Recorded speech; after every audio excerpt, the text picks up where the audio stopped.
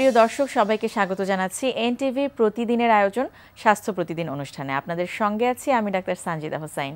দর্শক, যে বিষয়টি নিয়ে আজ আমরা আলোচনা করব সেটি হচ্ছে টাইপ 2 ডায়াবেটিসের জটিলতা। এই বিষয়টি নিয়ে আলোচনার জন্য আমাদের স্টুডিওতে আজ উপস্থিত আছেন একজন বিশেষজ্ঞ চিকিৎসক। চলুন পরিচিত হওয়া যাক আজকের অতিথির সাথে। ডাক্তার কমল কলি হোসেন 1953 সালের মার্চে নারায়ণগঞ্জ জেলায় জন্মগ্রহণ করেন। তিনি 1977 সালে ঢাকা মেডিকেল কলেজ থেকে এমবিবিএস ডিগ্রি অর্জন করেন। এরপর তিনি চিকিৎসা বিজ্ঞানে উচ্চতর এমডি ডিগ্রি লাভ করেন। বর্তমানে তিনি ক্যালিফোর্নিয়াতে মেডিসিন বিভাগে প্রাইভেট প্র্যাকটিস করছেন। আপনাকে স্বাগত জানাচ্ছি ম্যাডাম। আপনাকে অনেক ধন্যবাদ, স্বাগত। এনটিভিকেও ধন্যবাদ। শুরুতে একটু জানতে চাইবো আমরা, যেহেতু আমাদের আজকের আলোচনার বিষয় হচ্ছে টাইপ 2 ডায়াবেটিসের জটিলতা, একটু জানতে চাইবো যে আসলে ডায়াবেটিসের কথা তো আমরা সবাই শুনি বা কম বেশি জানি, টাইপ 2 ডায়াবেটিসটা কি আসলে? আচ্ছা, ডায়াবেটিস আমরা বলি দু রকম। একটা টাইপ 1 যেটা জুভেনাইল ডায়াবেটিস, বাচ্চাদের হয়, ওটার মধ্যে হলো ইনসুলিন ডিপেন্ডেন্ট ডায়াবেটিস, ওটা বেসিক্যালি টাইপ 1। আর টাইপ 2টা হচ্ছে অ্যাডাল্ট অনসেট, এবং এখানে ইনসুলিন ডিপেন্ডেন্ট না, মেডিকেশন দিয়েও ট্রিটমেন্ট করা যায়, তবে ইনসুলিনও অনেক সময় লাগে। যেটি সাধারণ ডায়াবেটিস আমরা দেখে থাকি সাধারণত, সেটি কি টাইপ 2 ডায়াবেটিস বলছি। তাহলে জটিলতা আসলে শুরুতে একটু জানতে চাইবো যে কি কি ধরনের জটিলতা এই ডায়াবেটিসের যারা আছেন, ডায়াবেটিসে যারা ভুগছেন তাদের হতে পারে? আচ্ছা, জটিলতা হবে যদি ডায়াবেটিসটা আনকন্ট্রোল থাকে। ডায়াবেটিসটা যদি কন্ট্রোল থাকে, লাইফস্টাইল যদি ঠিক থাকে, ট্রিটমেন্টের মধ্যে আমরা আলোচনা করেছি, তখন ওই জটিলতাটা কম হয় কিংবা দেরিতে আসে। আর যদি ডায়াবেটিস আনকন্ট্রোল থাকে তাহলে জটিলতাটা অনেক তাড়াতাড়ি চলে আসে। প্রথমেই বলবো যে জটিলতার মধ্যে অনেক জটিলতা আছে। ডায়াবেটিসগুলো আমাদের ভাইটাল অর্গানকে এফেক্ট করে। যেমন প্রথমে হার্টে যায়, যে ম্যাক্রোভাস্কুলার যে ডিজিজ, তার মধ্যে আর্টারিগুলা প্ল্যাক হতে পারে ডায়াবেটিস থেকে। করোনারি আর্টারিতে প্ল্যাক হয়ে হার্ট অ্যাটাক হতে পারে, মায়োকার্ডিয়াল ইনফার্কশন হতে পারে। তো সেটা আরেকটা মজার ব্যাপার, এটা মজার ঠিক বলবো না, এটা দুঃখজনকও একদিকে, যে ডায়াবেটিসের যখন চেস্ট পেইনটা হয় তখন অনেকে বুঝতে পারে না, এটা পেইনলেস হার্ট অ্যাটাকের মতন। সেই জন্য তার সেন্সেশনটা আস্তে আস্তে কমে যাচ্ছে। তো সেই জন্য আপনার ইয়ারলি একটা ইকেজি করা, কিংবা যদি জিজ্ঞেস করেন যে পেশেন্টকে যখন এক্সামিনেশনে আসে যে তোমার কি কোনো শর্ট অফ ব্রেথ হয়, কিংবা তোমার কোনো শ্বাস নিতে গেলে, বা আপনি যদি দেখেন ওবেস পেশেন্ট, যেন আমরা কোলেস্টেরলটা মাপি এভরি 6 মান্থ অ্যাটলিস্ট, যেটা আপনার লো ডেনসিটি কোলেস্টেরল, যেটা লাইপোপ্রোটিন, ওটা আপনার ব্যাড কাইন্ড অফ কোলেস্টেরল আমরা সাধারণ মানুষকে বুঝাই। তো ওটা আপনার 100-এর নিচে থাকতে হবে, এবং সেটা যদি 100-এর উপরে থাকে তাকে অবশ্যই কোলেস্টেরলের ওষুধ খেতে হবে।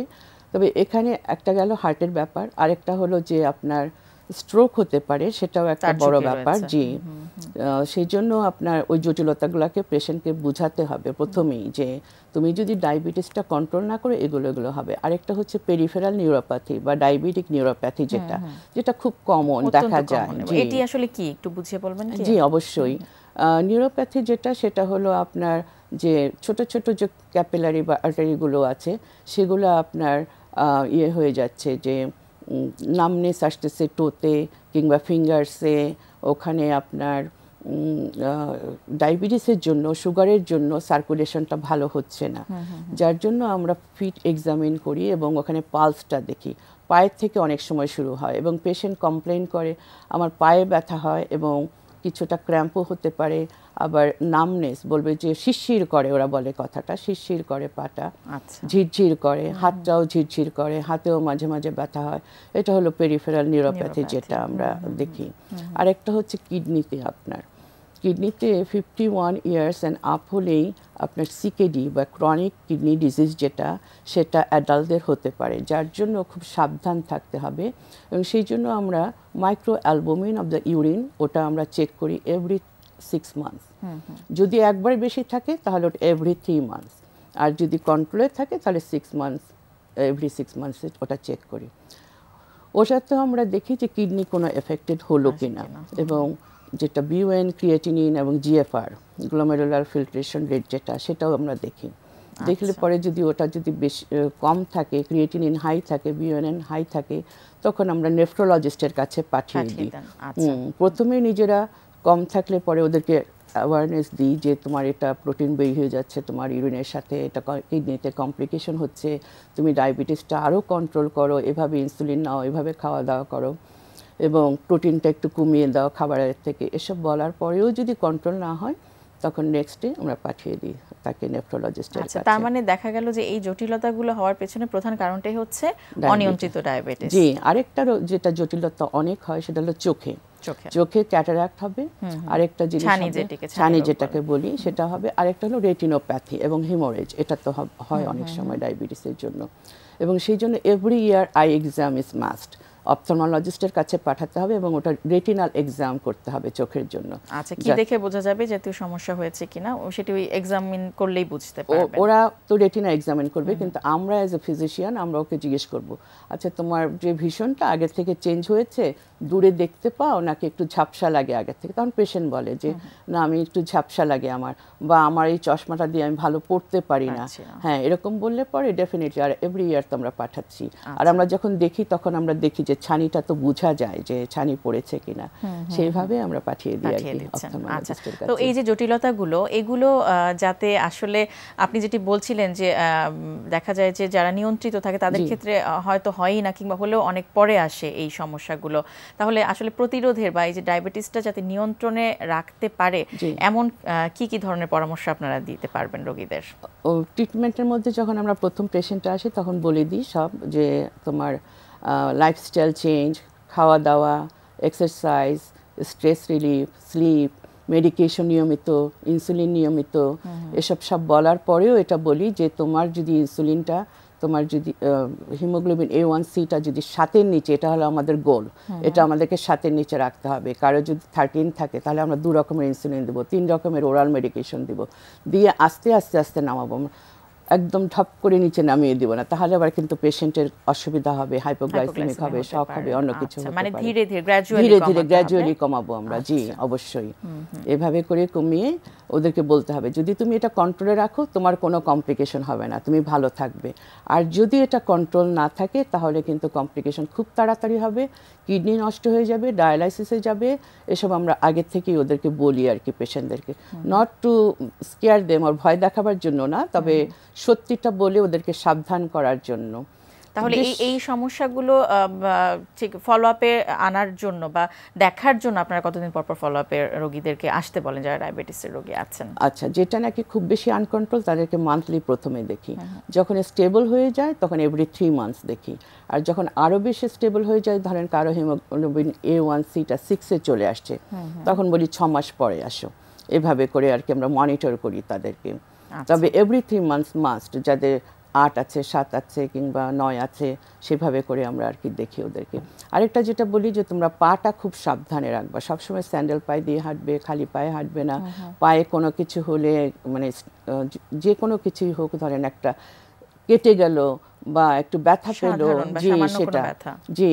আর ডায়াবেটিস পেশেন্টদেরকে ভ্যাকসিন যেটা, সেটা দিতেই হবে, যেমন ফ্লু ভ্যাকসিন, ওদের ইমিউনিটি কম থাকে, সুগারটা বেশি থাকে, বেশিরভাগই ব্লাডের মধ্যে, ইনফেকশনটা তাড়াতাড়ি ছড়িয়ে যায়, যার জন্য আমরা ওদেরকে ভ্যাকসিন, ফ্লু ভ্যাকসিন দিচ্ছি, নিউমোনিয়া ভ্যাকসিন সেটাও, এবং হেপাটাইটিস বি, এগুলো ওদেরকে সাবধান করে অবশ্যই তারা নিয়ে রাখে এবং সেই প্রতিরোধের জন্য এই পরামর্শটা আপনারা দিয়ে থাকেন। আচ্ছা, তারপরও দেখা যাচ্ছে ইনসুলিন যারা অনেক দিন ধরে নিচ্ছেন, একটা সময় ইনসুলিনটা তাদের খুব বেশি কাজ করে না, বা সেই অনিয়ন্ত্রিত যারা, বা এই যে আপনাদের যে লাইফস্টাইল মডিফিকেশনের যে পরামর্শগুলো দেওয়া হয় সেটি হয়তো তারা পুরোপুরি মেনে চলছেন না, শুধু ইনসুলিনটাই নিচ্ছেন, তাদের ক্ষেত্রে আসলে কোন কোন সমস্যা হতে পারে এবং তখন কি কি ঝুঁকির মধ্যে পড়েন?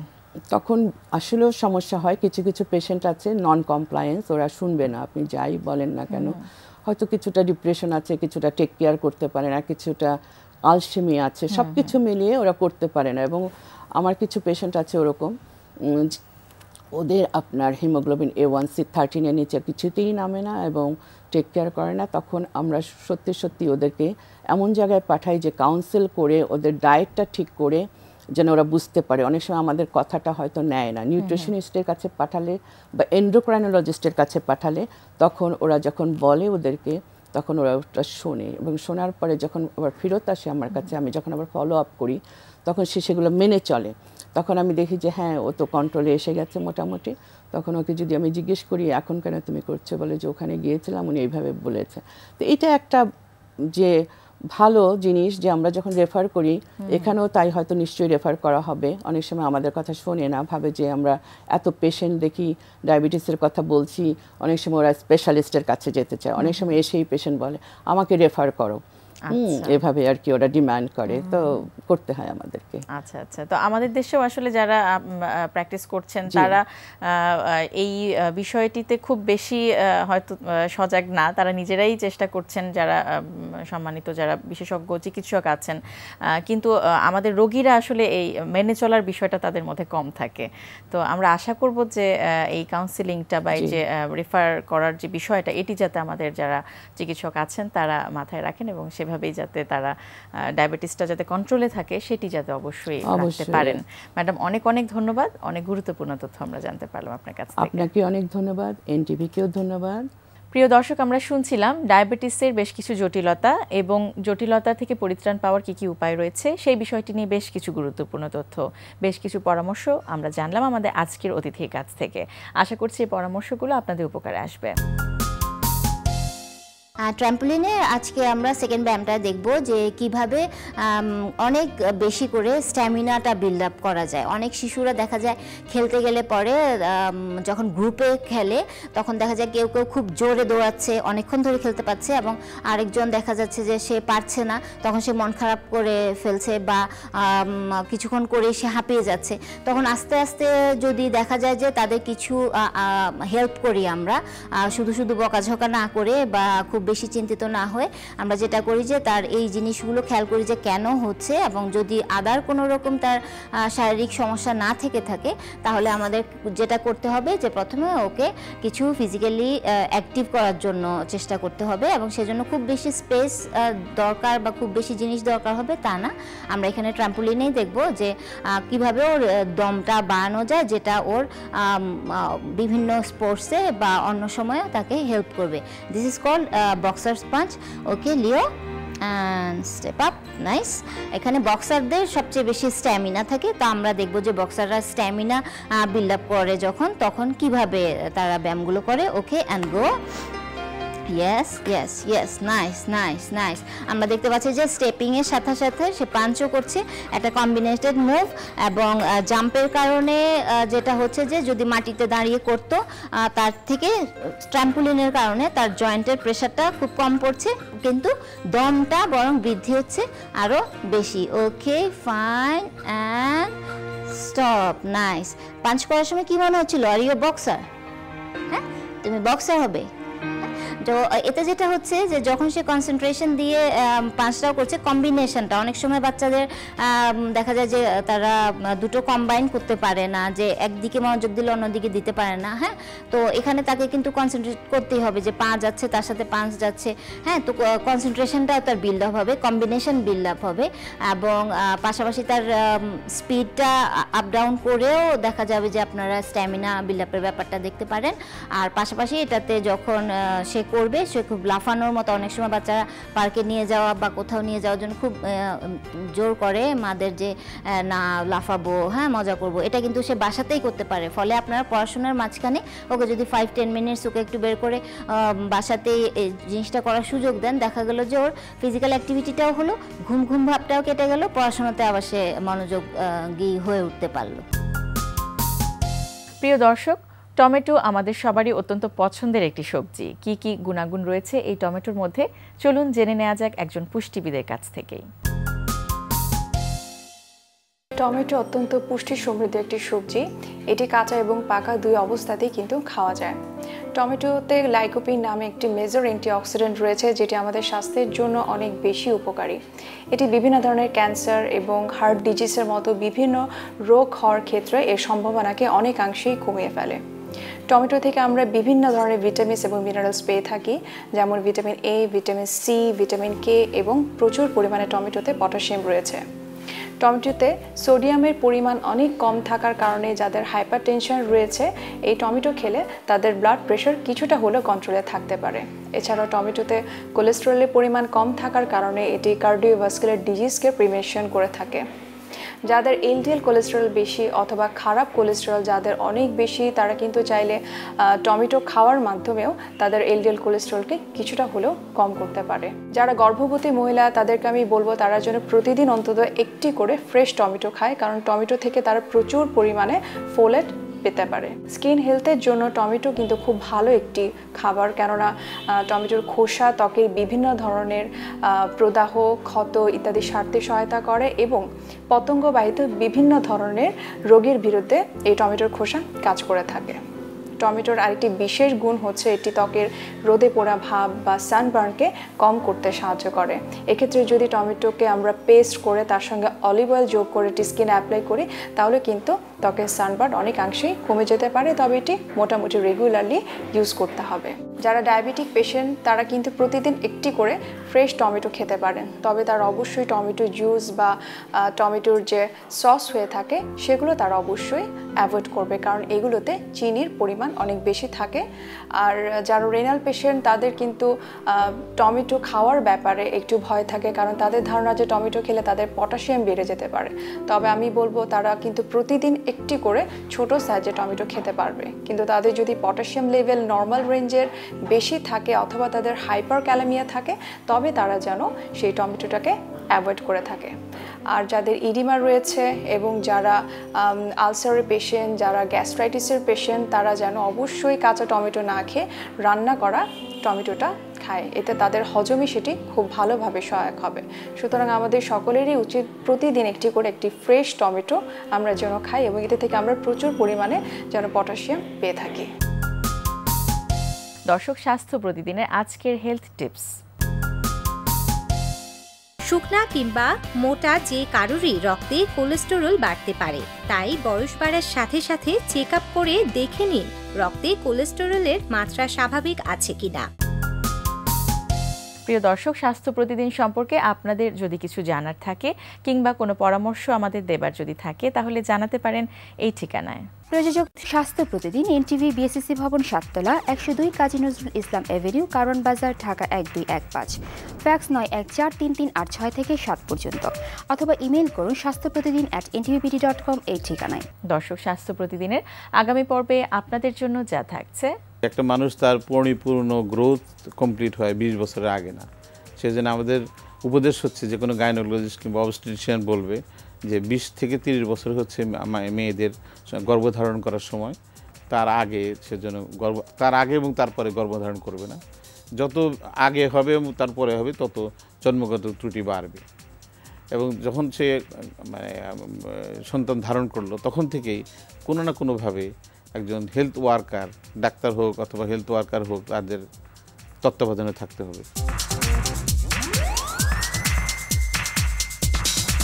প্রিয় দর্শক, বিশ্বের যে কোনো প্রান্ত থেকে যে কোনো সময় এনটিভিতে সম্প্রচারিত আপনাদের পছন্দের অনুষ্ঠান স্বাস্থ্য প্রতিদিন দেখতে চাইলে ভিজিট করুন আমাদের পূর্ণাঙ্গ ওয়েব পোর্টাল www.ntvbd.com। আজ এ পর্যন্তই। আপনারা সবাই ভালো থাকুন, সুস্থ থাকুন। আগামীকাল আবারও দেখা হবে ঠিক একই সময় এনটিভির পর্দায়।